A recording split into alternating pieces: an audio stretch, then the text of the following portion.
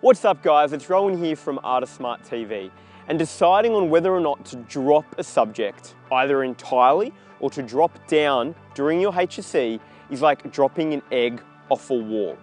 It can feel so good when you do it, but it can create a mess and smell bad afterwards. So guys, here's our proven two-step process to help you decide on whether or not you should drop a subject or not to ensure that you avoid a HSC mess.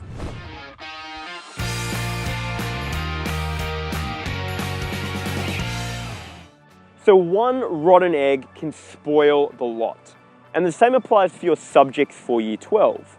If you've got a subject and it's taking lots and lots of time for you to study, and it's detracting from your ability to focus on your other subjects and really give them the time that they need, it may be worth considering dropping your subject.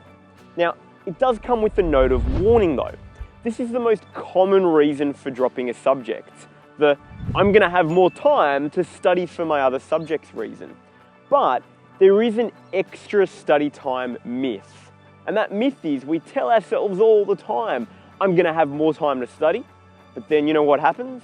We procrastinate more. So, before you decide to drop your subject on the basis of the extra time argument, I have an action for you.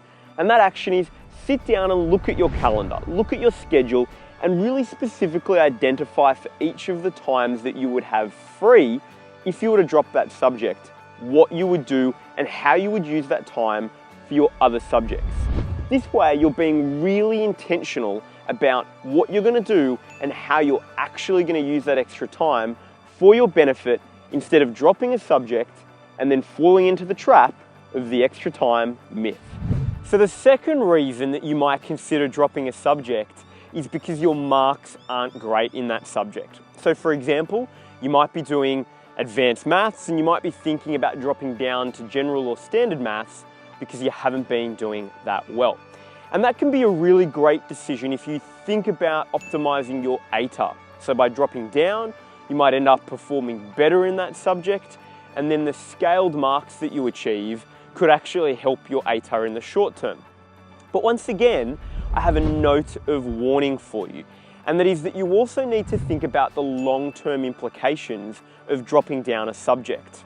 So for example, when I was in Year 12, I did 3-unit maths, and 3-unit maths was not my strength by any means. I really didn't enjoy it that much, but the reason I took it was that I wanted to study economics at Sydney University.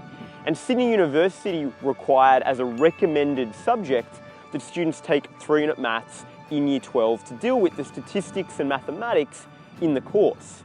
So sure, I could have dropped down from 3-unit just to do the 2-unit maths, but it would have meant that when I got to university, I would have potentially had to take a bridging course, which is basically the entire HSC maths course for 3-unit in a couple of weeks. So it's like a fire hose into your brain.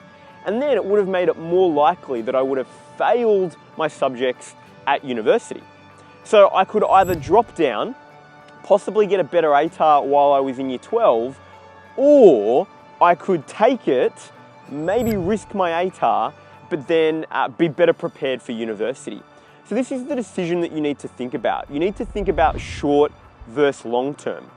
You need to look at, well, what are the prerequisites for the courses I want to do at university? Because what you don't want to have happen is you don't want to drop a subject and then decide on picking a course at university and discover, uh-oh, I haven't done the subjects that I needed to study it. So before you drop down or drop the subject entirely, look at the degrees you're thinking about at university and make a decision. And make a decision as to whether, okay, is this a recommended or prerequisite subject? Do I need to keep it even if I'm not doing that well at it the moment? Now, a note is that particularly if you're thinking about going to Sydney University, for maths in particular, they do require a minimum for many of their subjects now of advanced mathematics 2-unit. So you do need to think long and hard on whether or not you drop a subject, not just with the short-term implications of your ATAR, but also with the long-term implications of university and what subjects you're going to be able to take for university and your career. So what decision will you make? Will you drop or will you not? We'd love to hear the decision and leave it in the comments below. Additionally, tag a friend who's thinking about dropping a subject and really needs to watch this video. Finally, subscribe for more because we're going to be bringing you videos every single week. See you next week.